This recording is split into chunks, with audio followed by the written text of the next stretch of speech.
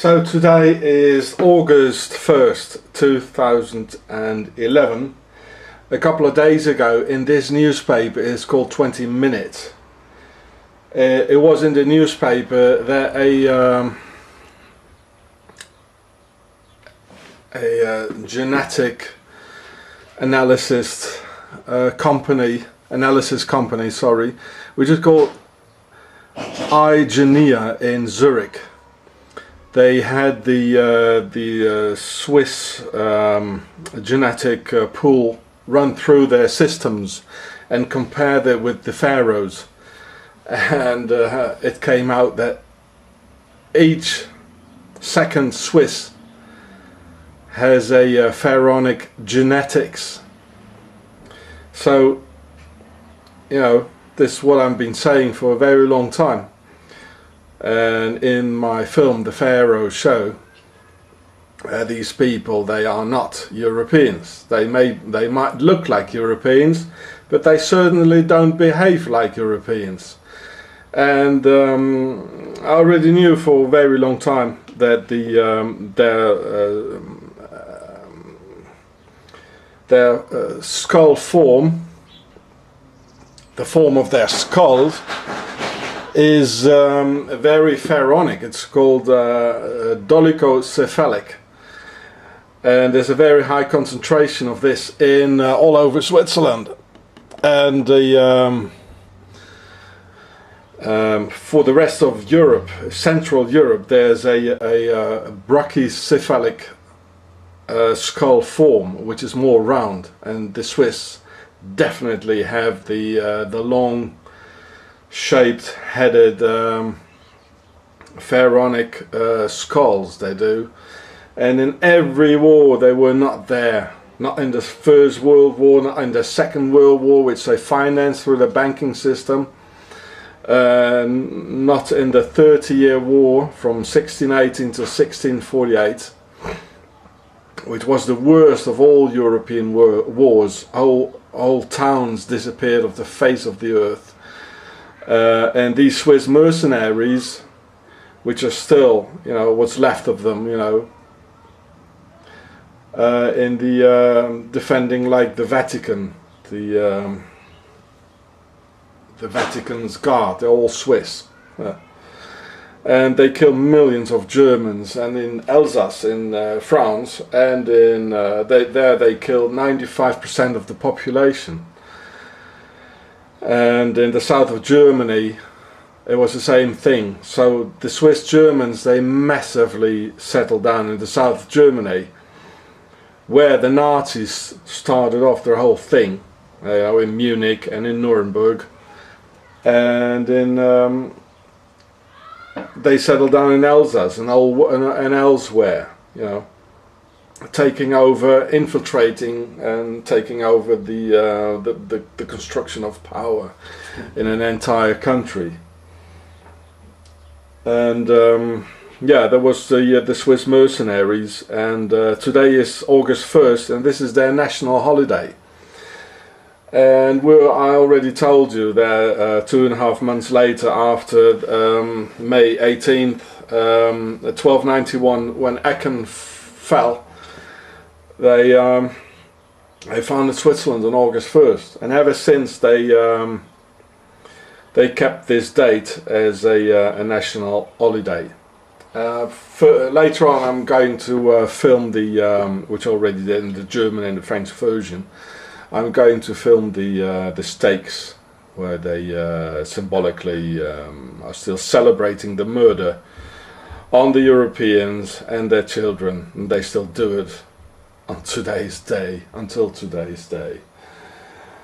Of course, it was also these Swiss Templars that murdered the Jewish population in Europe in the Holocaust, and yeah, because they had too many bank accounts, you know, on these the Swiss bankster Templar bankings, you know. Yeah. So, and of course the Swiss Templars and the Swiss mercenaries, they always had to come back you know, when the harvest started, roughly the harvest started, and that was roughly around August 1st every year, and it lasted for about 2 months.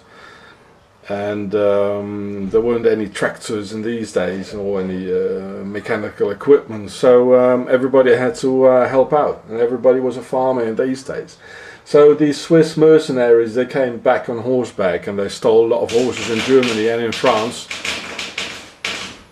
Yeah, we all heard it, that's a national holiday, so that's fireworks, firecrackers. We're going to see some more of it later on. It's like Le 14 Juillet in France, or July 4th in America. Well, they got August 1st, and which is based on an entirely different, well, maybe not even. Probably the same reasons. Freemasons, you know, created or founded a country like after the revolution in France or in the Americas. Yeah. And well, okay, so that was August 1st, and then they came back, these Swiss mercenaries, loaded with looting goods, and they shot in the air with a musket, like, you know, like kadoom, you know, and everybody came down rushing from the mountains and the fields where they were working, and the forests, and they celebrated the murder of the Europeans and their children, which they do until today, which we will see later on. Yeah, so actually it was me who gave the information about the pharaonic concentration in Switzerland to these DNA testers in Zurich. So they ran it through, and 50% of the Swiss Germans, they are of pure pharaonic blood. That explains this. They're sucking out the US economy, and they're sucking out the German economy, and they are the reason for the economic collapse in Greece and in Spain, because they're attracting very rich people all over the world, from all over the world, who are not going to, with big factories and all that, and are not going to pay any more taxes in their own countries. And taxes have to be paid, and it's all going to be on the backs of poor people, making poor people poorer and rich richer. And this is what these Swiss criminals are doing. They are not Europeans. I proved it historically in the Pharaohs show, and I proved it, and it's been proven a couple of days ago, genetically. The Swiss are no Europeans. They are full-blood Pharaohs. This is the basis, the Al-Qaeda of the Pharaohs, with which they took over the whole world. And well, the Templars founded Switzerland, which I proved historically, and out of the Templars came the Freemasons, and the Templars were the first banks in Europe, and of course they with the Templars' treasure, the Swiss banks were founded. Yeah. So, and which we're going to see later on when they're going to burn the stakes, you know, where they are also symbolically celebrating the murdering of the good women of Europe, who didn't want to collaborate against their man and stab them in their backs, by collaborating with the witches of Isis, the sisters of Isis. So it was the witches who burned the good women, and this is what they still celebrate here, which I'm going to show later on. At 9:30 this evening they're going to do it. We're going then and film a little bit earlier. And actually it was also a Swiss idea about burning the women in all over Europe, which the Swiss mercenaries did. And it was a Swiss idea. There were two Swiss, one was called Heinrich Kramer, and the other one was called Jacobe Sprenger. And they wrote the witch's hammer, in Latin the Malleus Maleficarum. And there was the handbook, how to torture women, how to burn them at the stakes, how to tie them up, and the rest. This country is evil. I mean, we should send the SAS and the SEALs and the Rangers and the Marines, we should send them here instead of Libya. Another thing, maybe you saw my contribution, like at the Bilderberg conference. And what does the name Bilderberg mean? Apparently, it's from a hotel in Holland. So there's a country where there are no bergs, which means mountains in the Germanic languages, like German. So the name Berg is not. It can't be Dutch because it's all flat. It's all flattened out like a fucking pancake. It is, the whole country. It's beneath the sea level, actually, half of it. And so then the name Bilder. The name Bilder is German, and it means a photograph or a painting. So what is this Bilderberg? So it means mountains of paintings or mountains of photographs. In Auschwitz, I talked to a former SS in Alsace, and he told me he was, that was in 2003, the bloke was 84 years, and he got severely wounded on the East Front fighting the Russians, and so he couldn't fight anymore. He had grenade splitters all over his body and all things like that. So they put him in Auschwitz doing guard, like with the SS. He was already a member of the SS, actually. He told me actually that he knew that his ancestors came 350 years ago from Switzerland, and actually in this part of France they speak like Swiss German as in Switzerland they do. You know, the first language is Swiss German and not even French. The Alsatians, they don't like the French and they don't like the German either because they're bloody Swiss. And this bloke told me that they had the guys who had to sort out all the materials we were left over of all the people they murdered. Like they had mountains of glasses. They had mountains of hair, they had mountains of teeth, and they had mountains of shoes, you know. And the guys and then they also had mountains of photographs of all the lives taken away, as a memory of what was left of Europe. So mountains of pictures, and this, if you translate this in German, you get the name Bilderberger.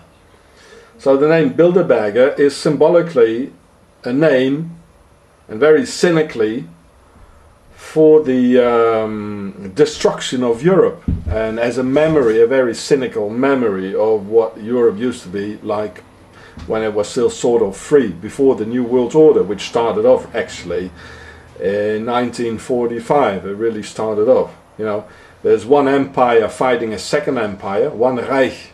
Germany fights the Second Reich, Russia, and the Third Reich, you know, the enemy within, the third party, takes it all. The land, the power, the cattle, and this is how they do it. It's quite simple, actually. And yeah, so they call them already there. You know, the people didn't have a name anymore. They were all just skeletons, and they had a number. But who knows a number? You know, like with 5 or 6 numbers on it. Who knows the number or more? So they called them. Well, they gave them a name very cynically. They said, well, these guys were sorting out all these mountains and putting all the gear of all these dead people, you know, mountains of glasses and mountains of hair and mountains of shoes. We call them the picture mountains, the Bilderberger. Bilder, picture, and Berg is a mountain. And this Prince Bernhard, who was a Tsar, you know, a pharaonic king. He was he came from the German nobility, and as we know, the Queen of Holland, his daughter, attends every Bilderberg conference, and she was there at the St. Moritz conference as well. You know, the apple doesn't fall far away from the tree, you see. So each second Swiss has a pharaonic genetics. So, you know, This is what I've been saying for a very long time. And in my film, The Pharaohs, show these people, they are not Europeans. They might. So today is August 1st, 2011. A couple of days ago, in this newspaper, it's called 20 Minutes. It was in the newspaper that a genetic analysis company, sorry, which is called iGenia in Zurich. They had the Swiss genetic pool run through their systems and compared it with the Pharaohs, and it came out that looked like Europeans, but they certainly don't behave like Europeans. And I already knew for a very long time that their skull form, the form of their skulls, is very pharaonic. It's called dolichocephalic, and there's a very high concentration of this in all over Switzerland. And for the rest of Europe, Central Europe, there's a brachycephalic skull form, which is more round, and the Swiss